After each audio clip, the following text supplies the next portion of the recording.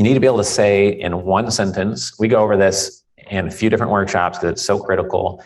On stage at our investor summits, we have people actually say their one-liners on stage, and we have investors rate them. And you get a rating, and you might win a weekend in Park City or win an iPad, et cetera.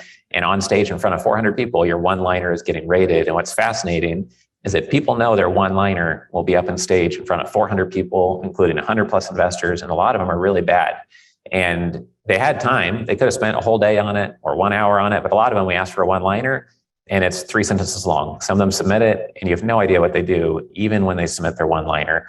We'll get into how painful that is here soon, but when somebody has seen thousands of pitches a year, which is true with any well-established family office that has good connections, it's very different than going to a private investor who's going to put in $25,000 or $75,000. You've known them for a few years. You're going to basically strangers and intruding on their email inbox and their voicemail and saying, hey, pay attention to me instead of everyone else who's pinging you right now. And here's why. And you have and we hear this from investors on stage all the time. You have one sentence or about 7 seconds to get their attention, or you're dead. And sometimes it's really less than 1 second. As you're flipping through your emails every morning, how quick, you look at an email for 7 seconds to the subject line to figure out if you're going to open that email? No, you look at it for a quarter of a second. And the human being at 50 feet in 0.3 seconds can judge the opposite sex as being attractive or not instantly and automatically and subconsciously. I think on email is just as fast, right? If your email signature, if you're sending emails from Gmail, you don't have a picture of yourself on your email signature, you don't have your logo, you don't have your one-liner on your email signature, you don't have your contact details, you don't have a link to your website, your social media.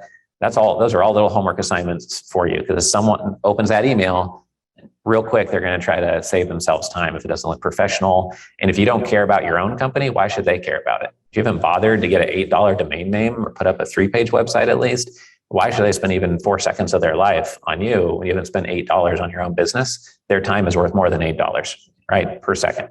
So those are all things to keep in mind. Really important that in one sentence, and this is something that we take really seriously. For pitchtext.com, Andres and I went through at least 30 versions of the one-liner for pitchtext.com. And we encourage everyone to do that. The first version will never be the best one. There's a lot of things that make up a great one-liner. We're not going to go super in depth on that here, but you want tangible things that other people can't say. Like Darwin German could say, we've had over 800 investors and $1 billion plus in transactions with an average 18% IRR through multiple up and down markets. I don't know if that's his one-liner, but that's like a made-up one right now. That'd be a version number 1. Somebody can't wake up tomorrow and say that same thing. Someone would say, oh, really? 800 investors? Or really, you started your business 20 years ago?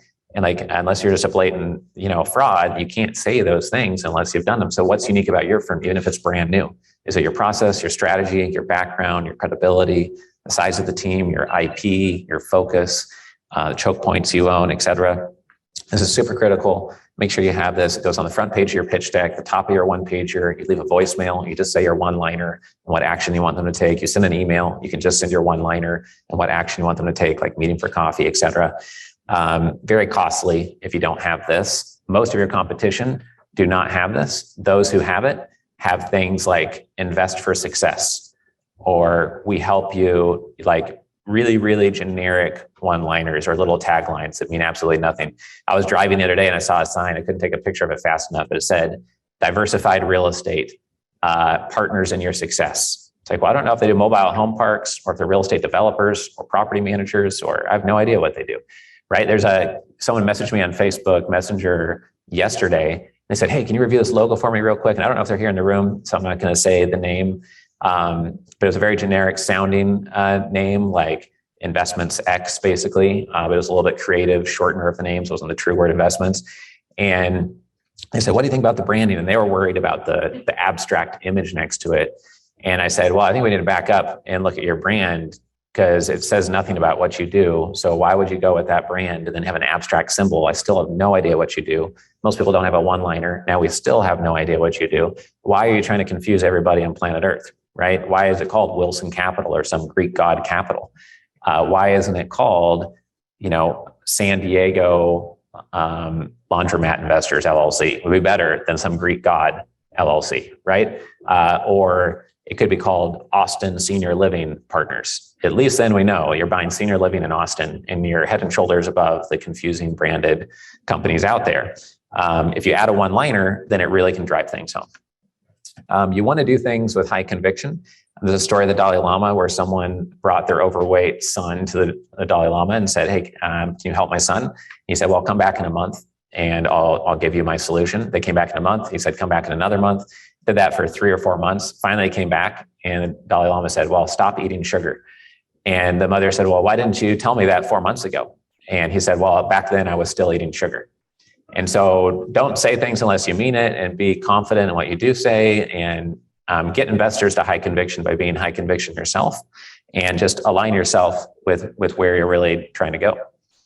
The other rule we try to remind people of is just to invest 0.1%, not even 1%, but at least 0.1% in making all of your materials dialed in, institutionally polished, and bringing you more leads. If you think about what that means, it means if you're trying to raise $100 million, we're not saying you need to spend $1 million on your pitch deck and your materials and all that stuff. We're saying maybe spend $100,000 so you raise the 100 million faster, right? And in the capital campaign world of raising $50 million, $80 million for universities and nonprofits and charities, they usually spend 3 to 7% on marketing and development, business development. That includes staffing as well. But by investing a little bit, you either raise more capital or you raise it faster and you save your time. A lot of you are juggling sourcing deals, negotiating deals, and raising capital, right? So you want to do things more efficiently, more effectively, and you have to invest or other people won't take you seriously a percentage of the time.